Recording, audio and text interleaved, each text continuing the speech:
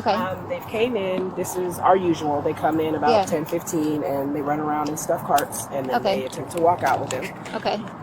These ones came in very suspicious from the beginning. Came in with empty bags, backpacks, stuff like that. But that's what we've noticed. They're literally just grabbing stuff. So are they still in here right now doing it? Still in right now. Okay. So they're like it's in progress essentially. Okay. And I see that my bags just got here too. What's going on, everyone?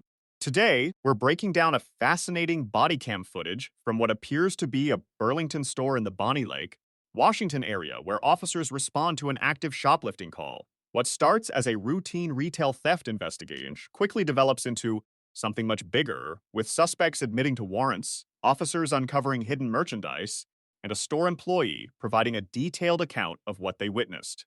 As always, we're going to analyze this body cam step by step, looking at the decisions made by both the officers and the suspects, while explaining why certain actions are taken during the investigation. Let's jump right into it. What are we doing? Are we waiting for them to actually steal? That's what I'm wondering. Like in the Target overtime days, you just wait for them just so you have something to do? What's the word? This is what they look like. Now she has this bag in the basket in the other bag. And as I'm going past the men's shoes now, you can kind of see her in the basket. She's putting items in there. You can kind of see her working in there. She's got watches, she's got shoes, they've got all kinds of stuff in that basket. And this one, her backpack looks a little bigger than it was when she got here. But they're both in the back corner of our store right now. So. Yeah, we got an officer so we're on the back side.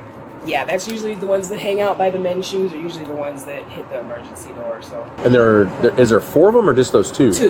He said that the other 2 people that came in at the same time as them. Did they already leave? This gentleman and another guy that came in right behind them, they've walked out already. Oh, with items or without? No. Okay, just. They came in, kind of looked around, and then they left, and then those two stayed. And it's the red hair, blue hair girls. Yeah, it's like a copper. It's like a copper color. And then hers, the part that's hanging out of her hat, you can see that it's like a bluish color. Okay. Hers is like really... Did we already air those descriptions or no? They're in the CAD. Oh, okay. So they were aired when the call came out. I just saw the red hair, blue hair. Yeah, I was like, got it. Well, I am And like a puffer jacket or something. 20 minutes, and that's usually when they take a run for it. So let me do that and see if they make a move. Okay. The body cam opens with officers speaking to a store employee who immediately tells them that this isn't unusual. The employee explains that these individuals typically come into the store carrying empty backpacks and large bags. According to the employee, they wander around the store, fill those bags with merchandise, and then attempt to leave without paying. This is important because officers are receiving first-hand information from someone actively monitoring the suspects. The employee also explains that the suspects entered the store acting suspiciously from the very beginning. They weren't simply browsing. They came prepared with empty bags, which immediately caught the attention of loss prevention. One officer asks an important question. So they're still inside? The employee confirms they are. That changes the situation entirely. This isn't a report of a theft that already happened. It's an active investigation unfolding in real time. The officers decide to wait and gather more information instead of rushing inside and confronting the suspects. This is often the smarter approach because they want to understand exactly what's happening before taking action. Uh-oh, she came back already. That was quick. They're in line right now. Their bags are pretty full, but we always have the ones that stuff and then they go pay for 2 or 3 things. Or they come up here, ring up stuff, and say their card doesn't work. So I'm going to stay up here with the cashier just to see how it goes. Okay. Sweet. Here comes one of them. Hi, ma'am. Can we talk to you real quick? Yes. So the store. Yeah, we put everything back. Okay, they want you guys to trespass. Okay. So we're gonna. If you don't, do you have any ID on you? No, I don't. I got warrants. Okay. Good. How are you? How we doing? I'm fine. How are you? How we doing? So We're fine. So- Okay, so what's wrong? What happened? okay, so the store wants you guys to trespass. Okay. Do you have any ID on you? No, I'm from California. You're from California? Okay. My ID was in my purse when we got robbed. 2 E's like this, and then what's your court name? Okay, we're gonna work through this. What's your last name, ma'am? What's your last? Okay. Do either of them have anything on them right now? In their bags. They've stuffed Both of stuff in them? their bags. I know this lady with the ones on her body. Those are the ones that she had in the basket. Okay. Everything Do she we had know in the for basket. sure about the other girl kind of walking away? I'm not positive, Okay. but I know her backpack does look fuller than it was when she came Okay, out. but for sure the white jacket one, for sure. Yeah, they've Okay. Okay. First time. Okay. In the store. Like I wasn't lied to you. So what are we doing? Okay, Go ahead. that's fine. We're gonna take these back. Take these back off. All right. Okay. Okay. Just relax. All right. I'm gonna take this one off as well. Why am I being arrested, sir? So we'll plan in just a second. Okay. Okay, but why am I being arrested? But why am I being handcuffed? For theft. Okay. It's for theft. But this is my first time being in this Burlington, sir. Okay. So For stealing. for stealing. So they are saying that they saw you put stuff in your bags, and now you're walking out with said bags. So that would be stealing. As officers prepare to enter the store, they begin asking questions. How many suspects are there? Where are they? What are they doing? The employee begins describing exactly what they are seeing. One suspect is placing merchandise into bags. Another suspect's backpack appears much larger than when they entered. The officers also learn that 2 additional people entered with them, but have already left. At this point, the officers aren't assuming a crime has occurred. Instead, they're gathering evidence.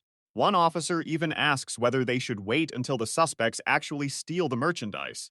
That's a critical question. Police need probable cause. Simply carrying a backpack through a store isn't illegal.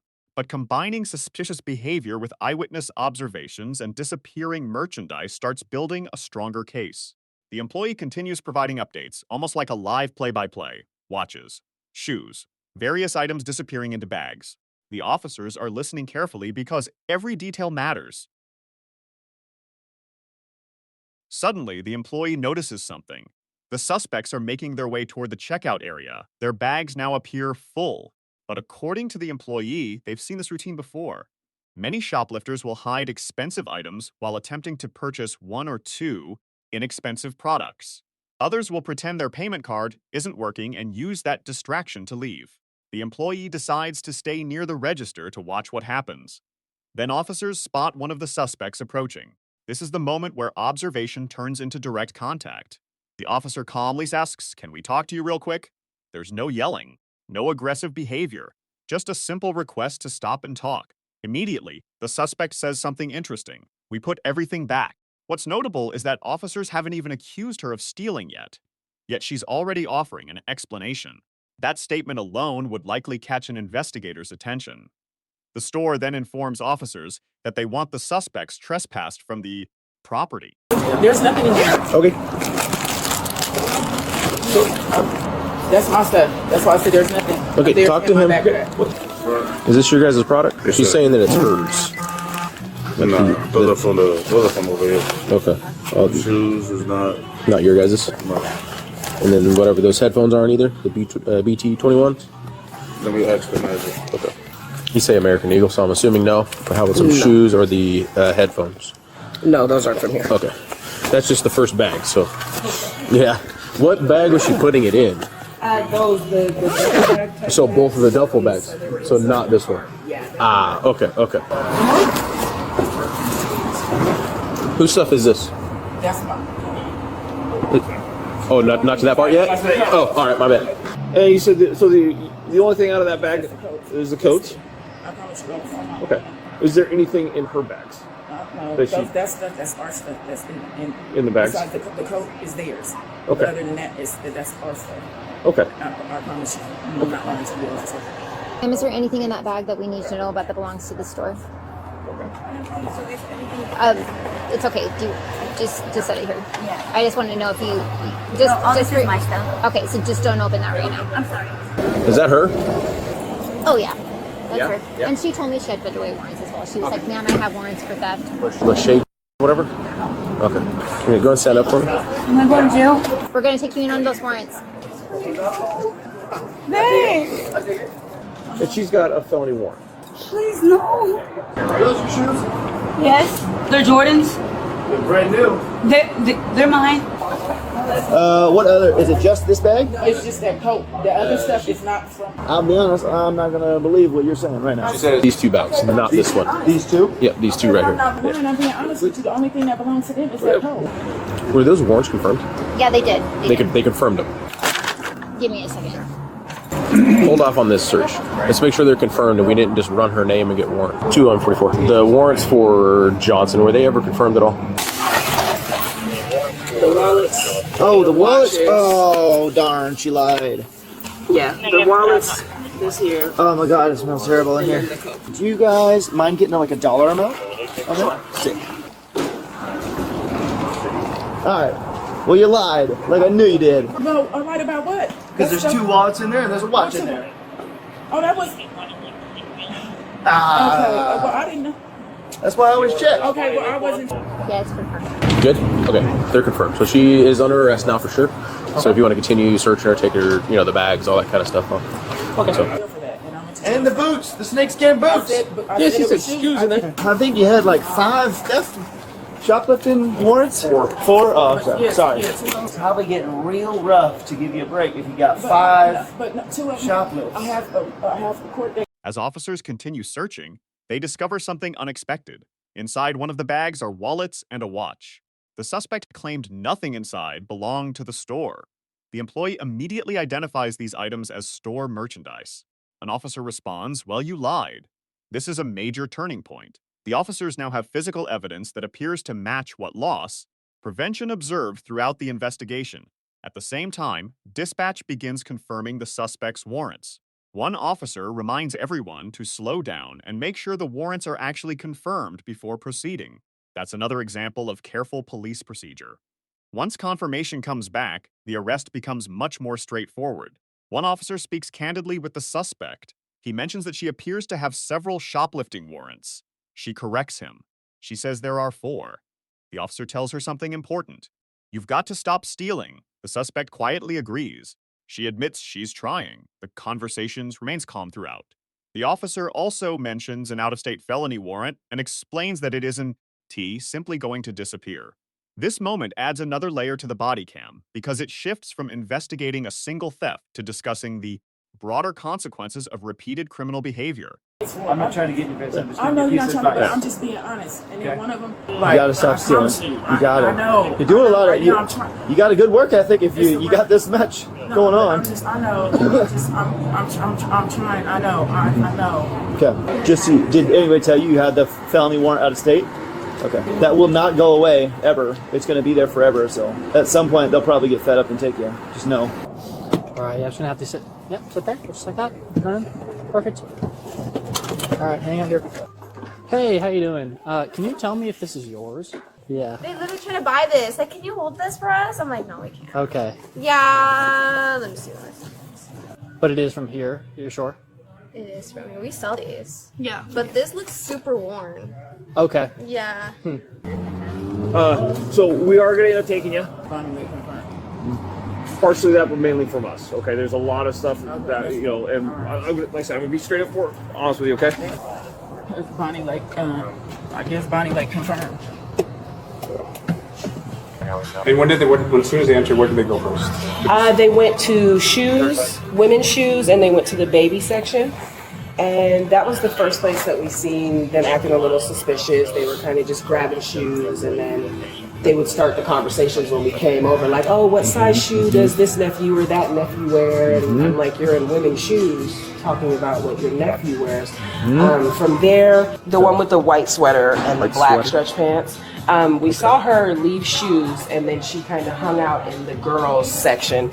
The other one began to run kind of back and forth. She was like grabbing stuff and bringing it to her, grabbing stuff, and they had the basket with a bunch of different stuff in it. And Like a little basket that you carry? yeah, it was a cart. Okay. And then they had came here, grabbed a couple watches, went over here in our queuing, grabbed a couple wallets, and then they were hanging out in the men's shoe section.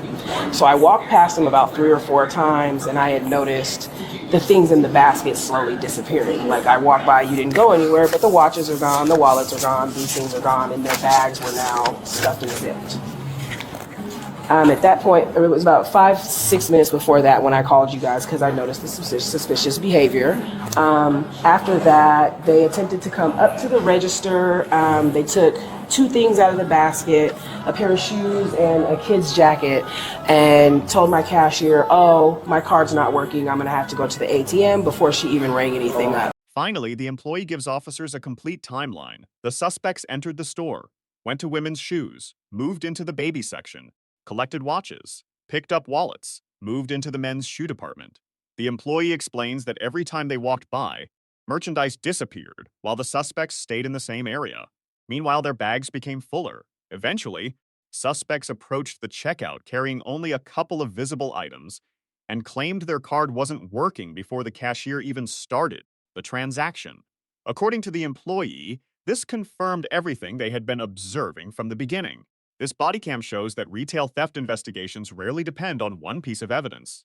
Instead, officers relied on multiple factors: a detailed eyewitness account, continuous observation, physical evidence, identification of store merchandise, statements made by the suspects, and confirmation of outstanding warrants.